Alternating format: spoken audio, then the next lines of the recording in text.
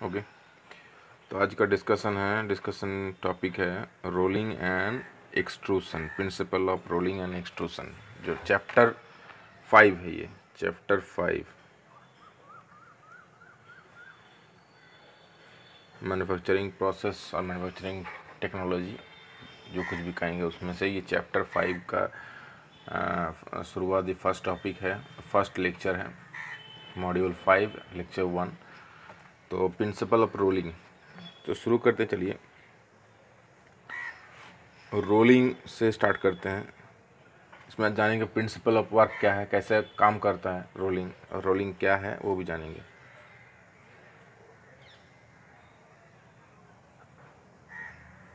ठीक है,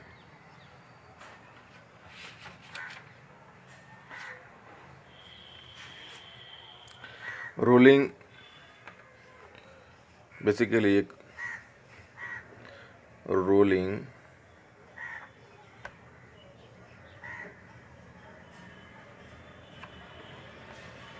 is a mechanical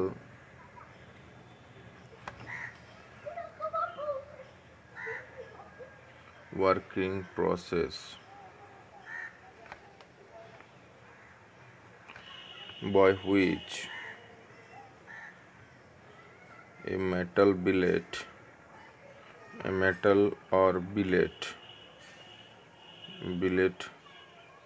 of metal or a billet of metal, okay,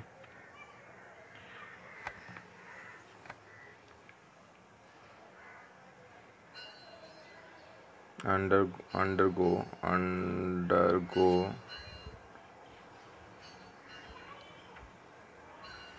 through the rollers or in between the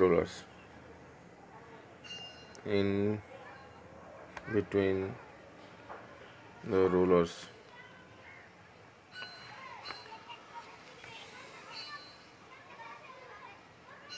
which deforms its shape and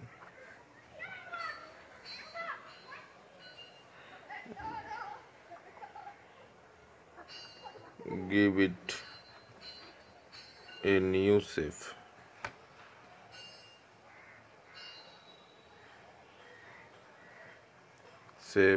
and size.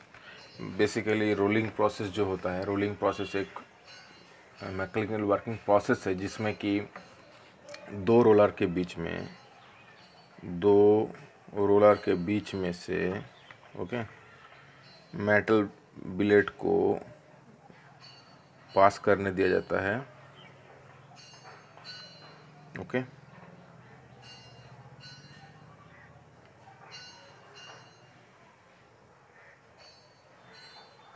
दो roller के बीच में से metal को पास करने दिया जाता है।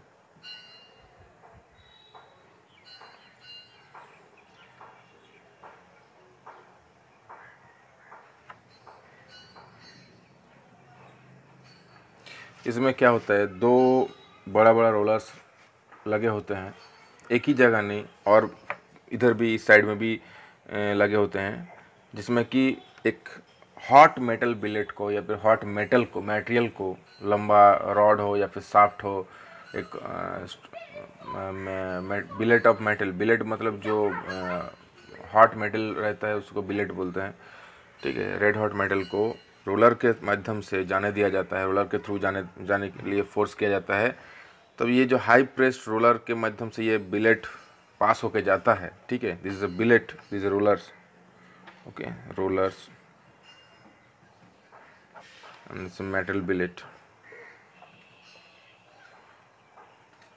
तो ये जो हाई प्रेशराइज्ड रोलर्स के माध्यम से जब ये बिलेट को पास करने दिया जाता है तो क्या होता है, तो ये कंप्रेस्ड करता है बिलेट को।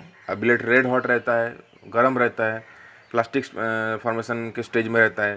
तो जब ये इसका क्या होता है, इसमें जब इसको जब प्रेशराइज करता है तो इसका जो पहले ग्रेन स्ट्रक्चर रहता है जो ग्रेन, जो मॉलिक्यूलर स्ट्रक्चर या फिर जो ग्रेन स्ट्रक्चर रहता है वो क्या होता है, कंप्रेस्ड होकर न्यू स्ट्रक्चर में जनरेट, छोटा छोटा हो जाता है, बिखर जाता है अपनी जगह से, ठीक है, और छोटा छोटा छोटा छोटा एक रिफाइंड ग्रेन स्ट्रक्चर नया तैयार करता है, ठीक है, जो मेटल को एक नया प्रॉपर्टी देता है, नया गुण इसमें आ जाता है, ठीक है। इसमें पहले क्या था, बड़ा बड़ा ग्रेन स्ट्रक्चर था, बिग साइज ग्रेन स्ट्रक्चर था, अभी के स्मॉल साइज ग्रेन स्ट्रक्चर में ये कन्वर्ट हो जाता है। जब इसको प्रेसाइज किया जाता है प्रॉपरली, ये डिफॉर्म हो जाता है, रिगेन नहीं कर पाता शेप से को, क्योंकि ये गर्म, ऑलरेडी ये गर्म बिलेट है, मतलब हॉट बिलेट है, गर्म है, और ऊपर से इसको हाई प्रेशराइज्ड रोलर से प्रेशर किया जाता करने की वजह से जो डिफॉर्मेशन क्रिएट होता है, डिफॉर्मेशन आ जाता है बिलेट के ऊपर, वो रिगेन नहीं कर पाता बिलेट, ठीक है। और इसका जो ग्रेन स्ट्रक्चर है, ग्रेन रिफाइंड ग्रेन स्ट्रक्चर हो जाता है एक बराबर छोटा छोटा ग्रेन स्ट्रक्चर से, और अच्छा इसका मैकेनिकल प्रॉपर्टीज़ भी बहुत सारा मैकेनिकल प्रॉपर्टीज़ होते हैं, ठीक है, डक्टिलिटी, टफनेस, हार्डनेस, मेलिएबिलिटी, बहुत सारे प्रॉपर्टीज़ होता है। तो सब कुछ इसमें चेंज होता था। जो पहले वाला बिलेट में था, जो पहले प्रॉपर्टीज़ थे, उसमें से बहुत सारा कुछ यहाँ पे चेंज हो जाता है। उसके हिसाब से यहाँ पे रोलर के ऊपर प्रेशराइज्ड किया जाता है, और ग्रेन स्ट्रक्चर क्या है बाद में उसके ऊपर जांच पड़ताल भी किया जाता है, चेक भी किया जाता है, ठीक है, इंस्पेक्ट भी किया जाता है कि ग्रेन स्ट्रक्चर पहले क्या था, कैसे था, अभी कैसे हुआ है, ठीक है। तो ये प्रोसेस होता है रोलिंग प्रोसेस, जिसमें से मेटल को ड्रॉ ओवर किया जाता है उसके शेप के हिसाब से। मानिए अगर मेटल का लेंथ मेटल बिलेट का लेंथ इतना है, तो जब रोलर्स की मदद से उसको दबा के थिकन किया जाता है। उसका इसमें और एक बात है कि इसमें इसका डायमीटर अगर ज़्यादा था तो इसको क्या होगा, इसका डायमीटर आफ्टर रोलिंग के बाद डायमीटर घटा दिया गया, और उसमें घट जाता है। रोलिंग प्रोसेस के बाद इसका डायमीटर घट जाता है, ठीक है, इसका लेंथ बढ़ जाता है। इसका डायमीटर अगर समथिंग डी था, तो इसका डायमीटर अब क्या हो जाएगा, डायमीटर आप स्मॉल डी पकड़ लेते हैं, ठीक है, क्योंकि डायमीटर घट जाता है रोलिंग के बाद। और लेंथ जो है इसका आपका एल था तो एक डी एल हो जाएगा, ठीक है, मतलब चेंज इन लेंथ हो जाएगा। क्या मतलब जो आपका बिलेट है, बिलेट में और भी प्रॉपर्टीज चेंज हो जाएगा, क्योंकि प्रेशराइज की वजह से इसका जो ग्रेन स्ट्रक्चर है ऑलरेडी वो हॉट है, प्लास्टिक फॉर्मेशन उसमें हो रहा है और प्रेशराइज किया जा रहा है। फिर जो ग्रेन स्ट्रक्चर है, ग्रेन्स है, सो ग्रेन्स क्या होगा, चेंज होके स्मॉल ग्रेन्स में, स्मॉल मॉलिक्यूल्स में उसको उसमें ये हो जाएगा, कलेक्ट यूनाइट हो जाएगा, एंड इलोंगेशन की वजह से पूरा जितना एरिया उसका बढ़ेगा उसमें से पूरी ग्रेन रिफाइंड फैल जाएगा, ग्रेन स्ट्रक्चर फैल जाएगा। तो बेसिकली रोलिंग प्रोसेस जो है इसमें ज़्यादा और समझने की कुछ है नहीं, क्योंकि दो रोलर के बीच में से एक हॉट मेटल बिलेट को पास होने दिया जाता है, और हाई प्रेशराइज्ड रोलर से उसको प्रेशर क्रिएट किया जाता है उसके ऊपर, एंड उसको इलोंगेट किया जाता है उसके शेप में से। जो शेप मानिए इसका इतना सा मेरे पास बिलेट है, उसका हम हाई प्रेशराइज रोलर के माध्यम से उसको पास करेंगे, तो हमको कितना चाहिए, मुझे यहाँ पे 100 मिलीमीटर लेंथ है, उसमें हमको बोला गया कि जो प्रोडक्ट हमको चाहिए उसमें 200 मिलीमीटर करना है इसी के बिलेट को। तो इसको मैंने हॉट किया पहले ओवन में, हॉट करने के बाद उसको हाई प्रेशराइज रोलर के माध्यम से उसको पास किया, फिर जो मुझे लेंथ अचीव करना था वो मुझे मिल जाएगा, 200 मिलीमीटर लेंथ या फिर 500 मिलीमीटर, जो आपको चाहिए उसके हिसाब से मिल जाएगा, ठीक है। जितना साइज के जितना एरिया का बिलेट है उससे कहीं ज़्यादा उसका एरिया मतलब लेंथ के हिसाब से उसको बढ़ जाएगा। तो ये हो गया रोलिंग प्रोसेस। दो रोलर के बीच में से हॉट मेटल बिलेट को पास करने दिया जाता है। उसमें क्या होता है, उसमें इसका जो लेंथ है, लेंथ में ये बढ़ जाता है, थिकन अगर पहले मोटर मटेरियल थिकर था, वो अब थिन हो गया है, थिन हो जाता है, ठीक है। तो ये हो गया रोलिंग प्रिंसिपल वर्किंग रोलिंग हो गया, ठीक है। इसमें क्या होता है, कोल्ड रोलिंग कितने प्रकार के होते हैं, रोलिंग टाइप्स रोलिंग क्या क्या है, cold rolling, second is hot rolling. तो ये मैंने जो बात की, ये हॉट रोलिंग का बात किया, ठीक है, ये हॉट रोलिंग का मैंने अभी डिस्कस किए। इसमें से कोल्ड रोलिंग का डिस्कस करने से क्या हो, कोल्ड रोलिंग में भी जब किया जाता है, इसको हाई प्रेशराइज्ड रोलर्स के माध्यम से पास किया जाता है मेटल को, कोल्ड मेटल को पास किया जाता है, कोल्ड मेटल बिलेट को, तो क्या होता है, जब ये दब तो जाता है लेकिन थोड़ा बहुत रिगेन कर लेता है इससे, पूरा 100% नहीं, कम से कम 80% तक, आपका 80-90% तक शेप जो है, जो पहले वाला इसका जो शेप था वो रिगेन हो जाता है, मतलब वापस हो जाता है, इलास्टिक लिमिट में फिर वापस आ जाता है, ठीक है। तो ये कोल्ड वर्किंग जो कोल्ड रोलिंग प्रोसेस है उसमें जो इलास्टिक लिमिट के अंदर ही वर्क किया जाता है, क्योंकि इसमें हॉट आपका हीट दिया नहीं जाता, ज़्यादा हीट नहीं रहता मेटल के ऊपर, ठंडा रहता है, इसलिए जो दबाव क्रिएट होता है, जो प्रेशर क्रिएट होता है मेटल के ऊपर रोलर की वजह से, हाई प्रेशराइज्ड रोलर की वजह से, वो दबाव क्रिएट होने पर ग्रेन स्ट्रक्चर तो पहले बिखरता है, फैल जाता है, लेकिन फिर वापस थोड़ा मतलब 80% 90% तक वो वापस रिगेन कर लेता है, थोड़ा डिफॉर्मेशन होता है, बाकी का रिगेन कर लेता है, रिगेन इट्स सेफ। ओके, तो ये बेसिकली कोल्ड वर्किंग। ज़्यादातर हॉट रोलिंग प्रोसेस भी होता है, कोल्ड भी होता है। तो हॉट रोलिंग प्रोसेस ज़्यादातर अप्लाई किया जाता है, उसमें मेटल को इजीली ड्रॉ ओवर किया जाता है, इजीली आप खींच सकते हैं और ड्राइंग ऑपरेशन करके इसको आप बहुत कुछ शेप दे सकते हैं, ठीक है। जैसे कि आपका जो रेल का पटरी है, रेल का जो पटरी है, ठीक है, रेल लाइन का जो पटरी होता है वो रोलिंग मिल से बनता है, इसी प्रोसेस से बनता है। Different types of shape roll over जो चक्का लगे होते हैं उसी शेप का, वो दबा के रेल लाइन के ऊपर वो शेप क्रिएट करता है। पहले तो वो सिंपल एक रेक्टेंगुलर क्रॉस सेक्शन बीट रहता है, उसको दबा के आप जो रेल का शेप होता है, ठीक है, रेल का जो शेप होता है उसी शेप का बनाया जाता है, ठीक है, इसके तरह। ओके, ये क्रॉस सेक्शन की तरह बनाया था, रोलिंग मिल्स में उसको पास करवा के बिलेट को। तो ये हो गया cold rolling and hot rolling. तो रोलिंग क्या है समझ में आ गया होगा, ठीक है। नेक्स्ट टॉपिक में जाएंगे जो है कि एक्सट्रूसन।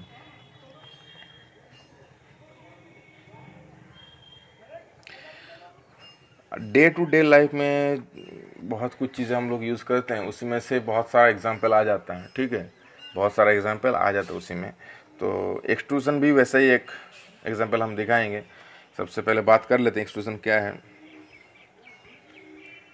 एक्सट्रूसन, एक्सट्रूड करना, ठीक है, एक्सट्रूसन इज द प्रोसेस, और मैकेनिकल वर्किंग प्रोसेस आप ऐड कर लीजिएगा, ठीक है। Process by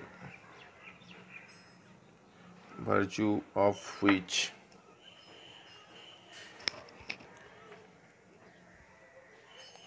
a hot metal billet is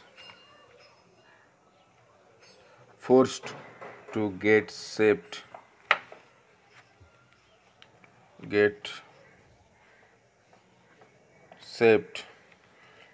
according to as per the die, or according to the die, according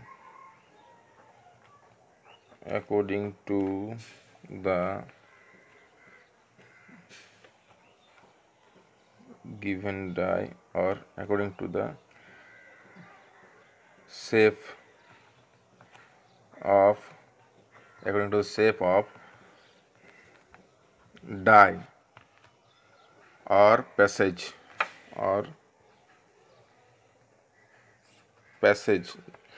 मतलब जो जिस एक डाई के अंदर हॉट मेटल बिलेट रहता है, इस टाइप का एक डाई रहता है, ठीक है, इस टाइप का एक डाई रहता है जिसमें कि एक हॉट मेटल बिलेट इसमें पोर किया रहता है, ठीक है। इसमें बीच में ओपनिंग्स होगा, यहाँ पे इसमें ओपनिंग्स होगा,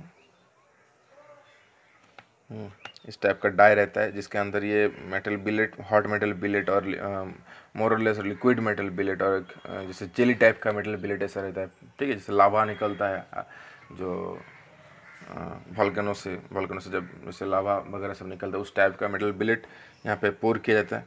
उसके बाद यहाँ से इसमें यहाँ पे पिस्टन रहता है, ठीक है, पिस्टन और रैम रहता है, रॉम, ठीक है, रैम जो कि रैम करता है मेटल बिलेट को, और यहाँ पे एक ओपनिंग रहता है, मैंड्रेल फिट रहता है, हॉलो मैंड्रेल और पैसेज, ओके, पैसेज रहता है। ये जब प्रेशराइज किया जाता है, या न्यूमेटिकली हो चाहे आपका हाइड्रोलिकली, प्रेशर क्रिएट करके जो प्रेशर क्रिएट किया जाता है, तो हॉट मेटल बिलेट जो होता है फोर्स्ड होता है इसके अंदर से बाहर, इसके बाहर मतलब आने के लिए, ठीक है। डाई की, ये आपका डाई है, ये डाई है, ठीक है, ये डाई है, डाई के अंदर ये क्या है, ये बिलेट है, metal billet, hot metal billet और हॉट बिलेट। ठीक है, लिक्विड मेटल। इसको फोर्स्ड किया जाता है, प्रेशर दिया जाता है। प्रेशर मिलते ही ये एक जो शेप है, ये जो ओपनिंग्स हैं, ठीक है, ये मैंड्रेल जो दिया फिट रहता है, हॉलो मैंड्रेल, ठीक है, हॉलो मैंड्रेल जो फिट रहता है, इसके बाहर से ये आने की कोशिश करता है। तो ये जब आता है तो ये शेप ले लेता है, ठीक है। तो ये यहाँ पे कूलर लगा रहता है, ठीक है, चिलर लगे रहते हैं, जैसे कि वाटर पैसेज भी रहता है। तो ये जब बाहर आता है तो ये ठंडा होके बाहर आता है।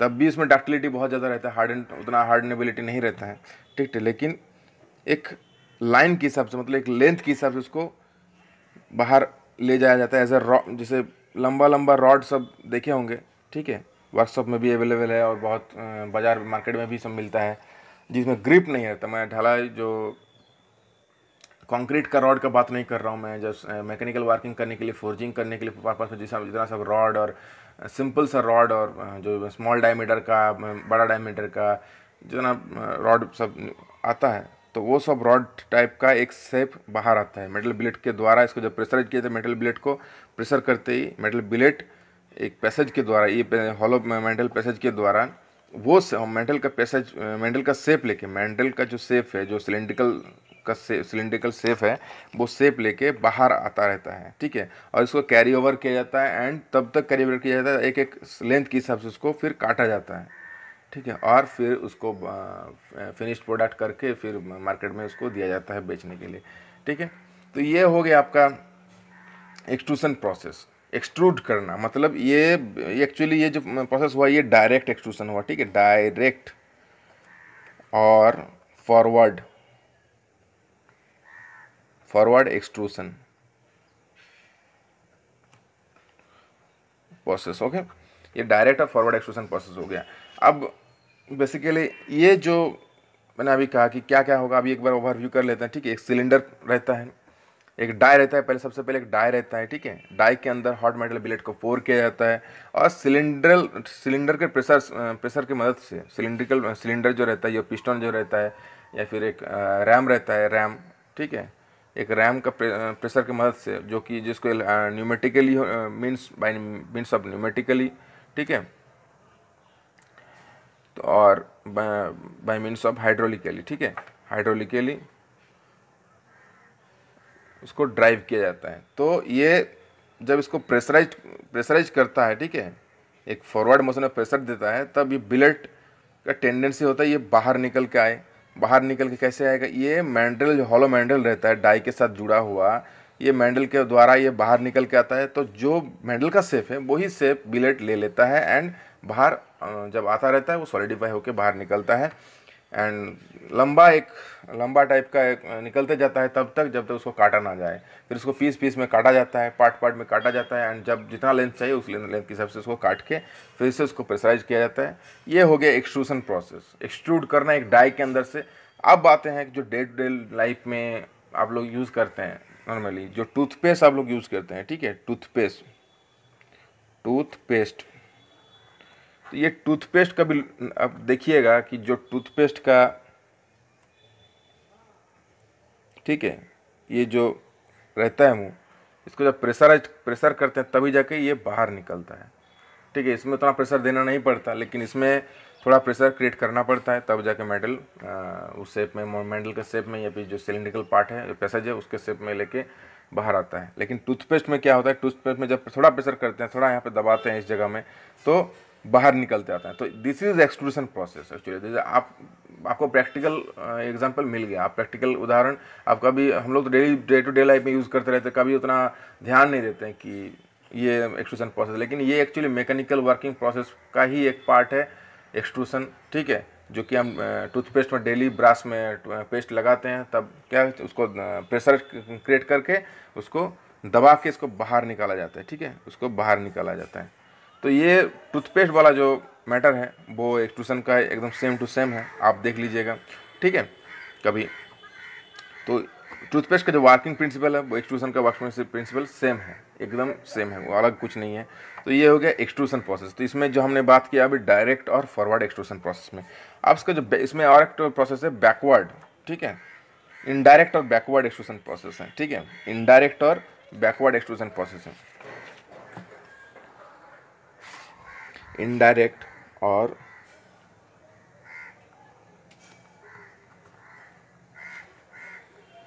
बैकवर्ड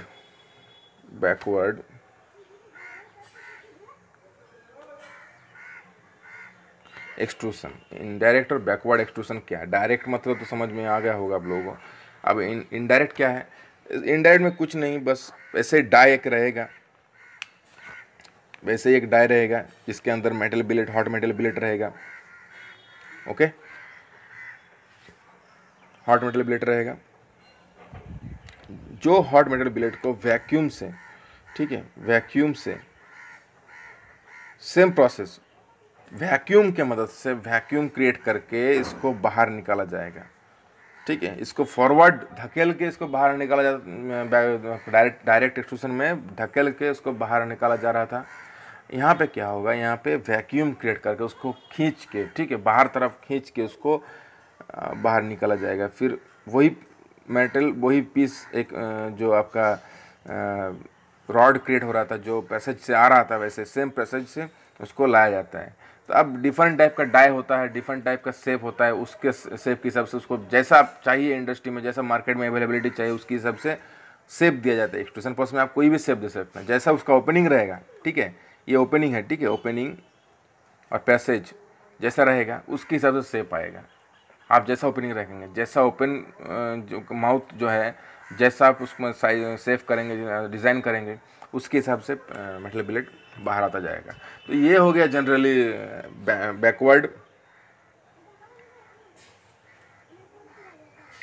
बैकवर्ड एक्सट्रूशन इसको बोलेंगे। ठीक है, एक्सट्रूशन।